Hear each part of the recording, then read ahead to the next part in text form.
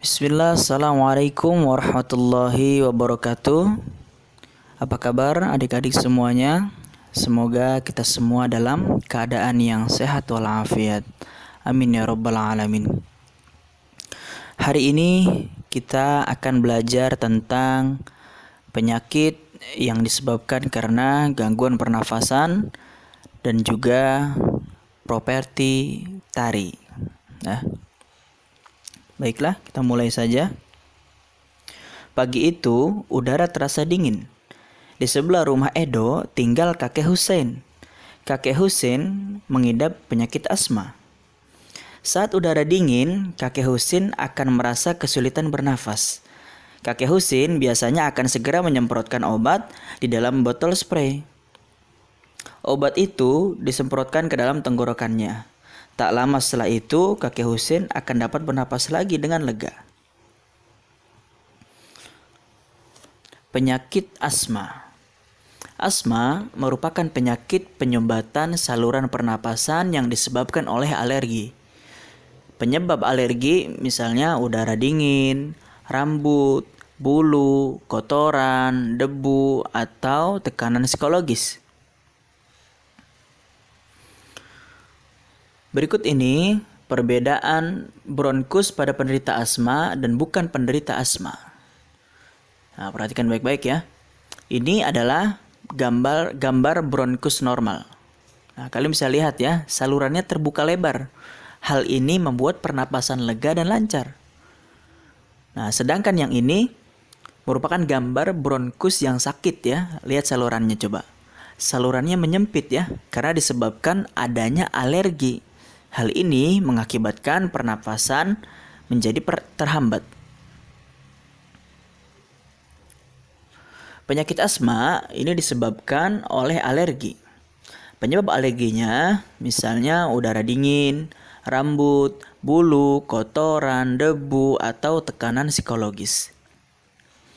Kemudian gejala awalnya penyakit asma ini antara lain yang pertama batuk, terutama pada malam atau dini hari.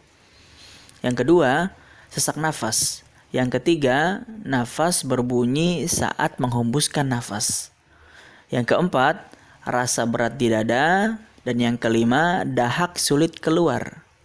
Itulah penyebab dan gejala awal penyakit asma. Selanjutnya, berikut ini adalah gejala yang berat dari penyakit asma. Yang pertama, serangan batuk yang hebat. Yang kedua, sesak nafas yang berat. Yang ketiga, nafasnya tersengal-sengal. Yang keempat, sianosis atau mengalami kulit kebiruan. Yang kelima, penderita akan mengalami sulit tidur. Sehingga tidur tidak dapat dilakukan dengan berbaring nih adik-adik. Biasanya mereka tidur sambil duduk. Nah, itu posisi yang paling enak. Yang keenam, kesadaran menurun. Nah, pengobatan dari penyakit asma ini yaitu dapat dilakukan dengan memberikan inhaler. Alat tersebut berfungsi untuk memasukkan obat ke dalam saluran pernafasan secara langsung dengan cara diisap melalui mulut. Nah, itulah ya penjelasan tentang penyakit asma. Mulai dari penyebabnya, gejala awal, gejala berat, kemudian bagaimana cara pengobatannya. Nah, selanjutnya kita akan membahas tentang properti dalam sebuah tarian. Hampir semua tarian Nusantara menggunakan properti. Nah, berikut ini properti tari. Properti tari adalah benda-benda atau peralatan yang digunakan sebagai penunjang pertunjukan tari. Jenis-jenis properti tari antara lain yang pertama, jenis senjata. Misalnya pedang, keris, tombak, rencong, busur, anak panah, dan lain sebagainya. Yang kedua, jenis lainnya seperti topeng, piring, selendang, payung, lilin, tongkat, dan lain sebagainya. Itulah jenis-jenis properti tari ya. Itu jenis benda properti tari. Berikutnya, dasar pemilihan properti tari. Yang pertama, alat yang akan digunakan harus menggambarkan makna gerakan tari yang akan ditampilkan ya adik-adik ya. Yang kedua, alat yang akan jadikan properti tari itu harus mendukung tema tari yang akan ditampilkan. Yang ketiga, properti yang digunakan tidak hilang kearifan lokalnya. Yang keempat, properti yang akan digunakan tidak boleh menghambat gerakan tari. Itulah dasar pemilihan properti tari. Selanjutnya, apa sih fungsi dari properti tari? Nah, fungsi pertama, penari dapat menyampaikan ide dan makna lewat gerakan dalam tarian agar mudah dipahami penonton. Yang kedua, dapat menghidupkan karakter tokoh yang sedang dibawakan.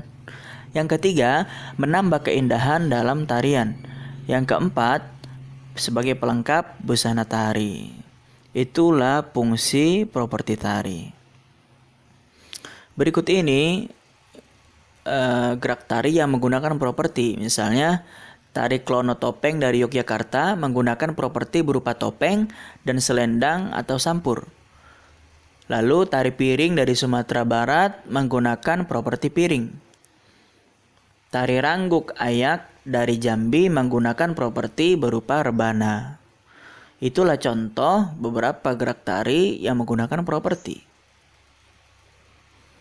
Nah, berikutnya kalian jawab ya pertanyaan ini. Yang pertama, apa sih yang dimaksud properti tari? Lalu, benda apa yang dapat digunakan untuk menjadi properti tari? Selanjutnya, apa dasar pemilihan suatu benda digunakan sebagai properti tari? Yang terakhir, apa fungsi properti tari tersebut?